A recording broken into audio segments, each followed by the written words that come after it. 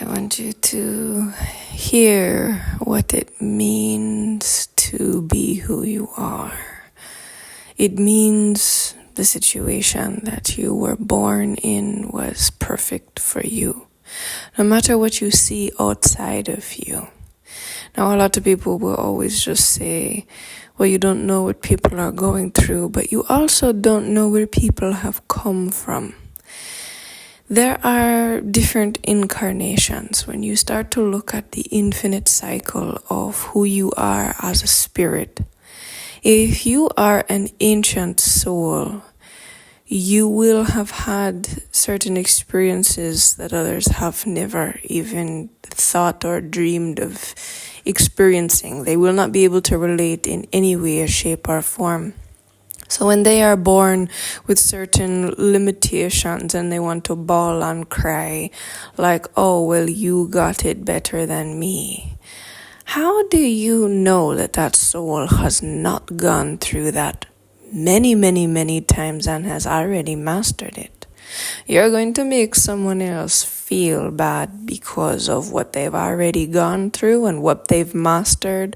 It's like talking to a doctor and saying, why do you have so much authority to write prescriptions? Who are you?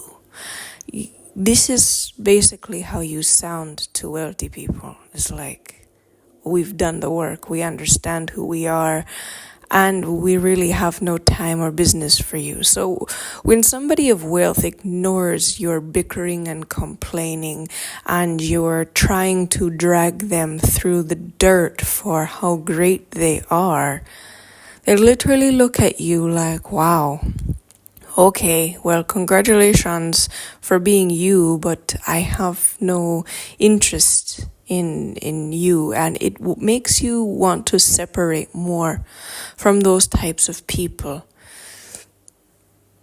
There are so many people that have all of these analytical ways of looking at life.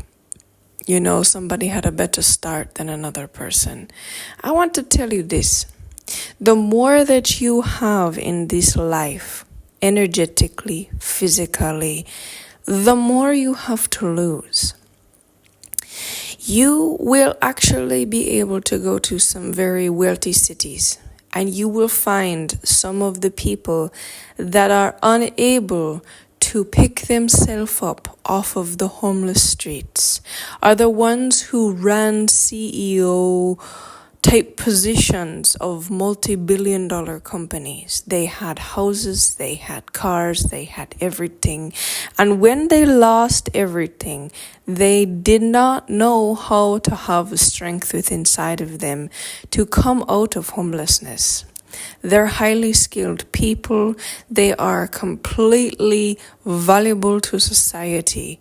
But the trauma of losing is actually more worser than the trauma of never having and knowing what it's like to have. Now you can break through and you can evolve yourself and come out of not having. But from personal experience, when you have had something in your hands, it is a gift, it is wealth, it is properties, it is running of an extremely successful community or organization, and you lose this because you were incapable of making the correct decisions. The trauma that this sits with inside of your own body is something that I'm still analyzing, and it's been over 15 years since it's happened. And I'm a very, very strong individual, and I have mustered up the ability to pick myself back up and so forth. It's not easy. So the next time you look at someone who has exponential wealth, who has high positions of authority, they are a leader of some sort. And you want to say, well, they're there because they have more. No, that is not the case. You don't know where they came from. And a rags to riches story is not the only great feat. Being able to have wealth in itself and maintain that over a time is an incredible skill and value that you should be able to look at that person and say, wow, I honor and respect them for who they are, and I want to see what attributes they have inside of them that allows them to maintain their wealth. If you are a person that ever wants to take anything from anybody because you believe you're less than, then you will always be less than. And those of us who have had something in some format, for us to be able to hold and maintain that is an extremely difficult position. And those of us who have also had things and lost them, and to regain again, it is far worse than you could ever understand. Now I have done it, and I'm not trying to say that I'm better than you in any way, shape, or form. Just look at people and honor the fact that their soul is infinite. They might have gone through what you're specifically going through 100,000 times. Maybe it took them 100 times to learn a lesson, and maybe you, who are currently in that situation, are going to learn it in 5 times. You have no idea. You have so many tools at your abilities, but if you don't know how to use them, ask for them, become them, whatever the case may be, then you don't have any tools because you're not using them. You have to know that everything exists for a reason. The experience you're in exists for a reason. The mindset you're in is there to teach you something. The mindset someone else is in is there to teach them something. So when you want to look at someone and say, oh, well, they have this and that and the other thing, you're paying attention to the wrong things. They're meant to show you that it can be done. They're meant to show you that there's something that they have, or maybe that they lack that you have. This is where entrepreneurial mindset sits in. You always have something that someone does not have. It doesn't matter what you think you might have or don't have on the surface. You specifically have something that can help someone else's life.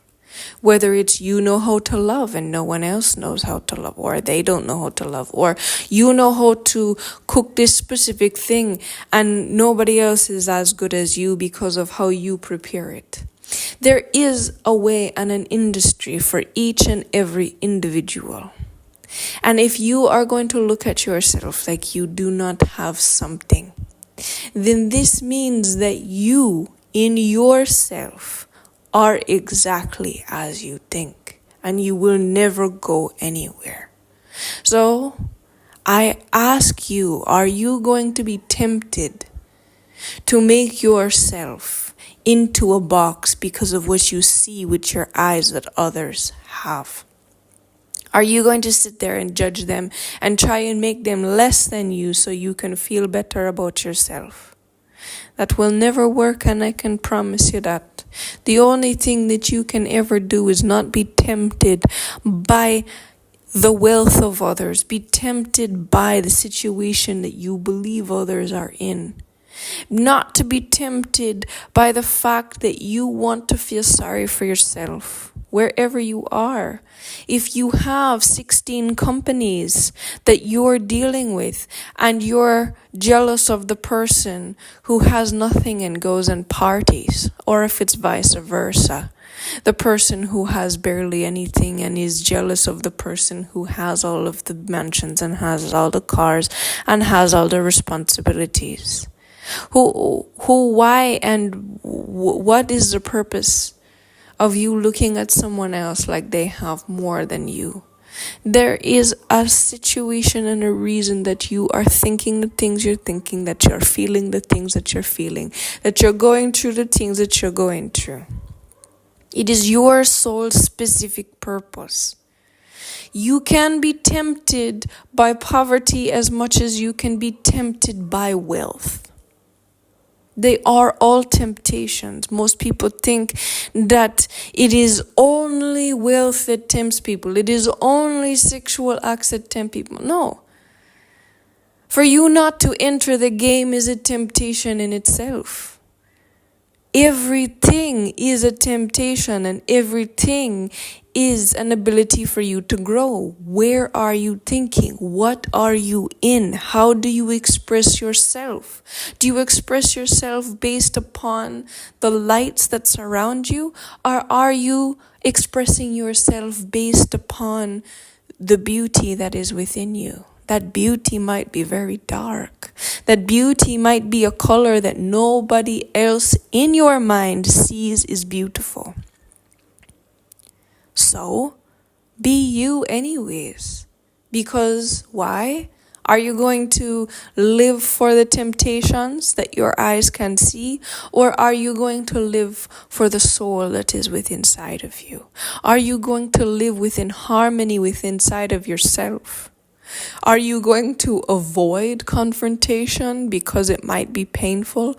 Or are you going to spend a life in pain because you don't want to be confronted? Are you going to stand on the front lines and hurt yourself? Or are you going to plan appropriately so that you never have to stand on the front lines? Or are you afraid of it? It's all a paradoxal, insane proportions of all things. I want you to truly look at yourself and see that you've been seeing with your eyes. That the temptations you've experienced in your life are there because of who you are. Sometimes we need a lifetime of rest. So soak that in, because that's your lifetime. The previous ones were a little insane. Maybe you're in a lifetime where you have to fight. But then that's what you need to be in, because that's where you are at in your evolution journey. The things you see outside of yourself are only a reflection of your temptations. The eyes that you look out of are there to show you what you truly desire and maybe why it's not there. And maybe the temptation isn't the wealth that's sitting in front of you. It's the fact that you're not happy being you. It's deeper. It's you're feeling like, why did I not be born with blank? Then you will always miss the gift of life, because you were always given something wonderful. And I know this, and I can tell you this, because with all the power I have, with all of the gifts I have, all of the beauty I have, and all the wealth that I have, all of the things I have, I learn things. And I value things that some of the most simple people in life have given to me. And I'm happy to pay those people to give me those simple things. But I have, unfortunately, not been able to keep a lot of people beside me because of what I do have. And they look at me and they want to take from me. And so it has made me only want to be with people who are exactly like me, which in itself is not the true essence of life. I am consistently reminded that each and every different soul is on a different path for a different reason. Their soul might be a baby soul, but they remind me of the beauty of simplicity. They might be an ancient soul like myself and remind myself that power is not everything. It is important to maintain simply what I have. That is it.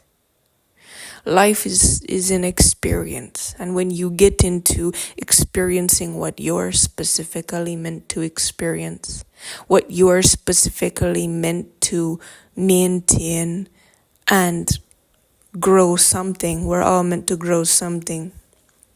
Whether it's peace, whether it's healing, whether it's connections. What is you? What is the depth inside of you? Because nothing outside of you will show you who you are unless you're willing to accept it.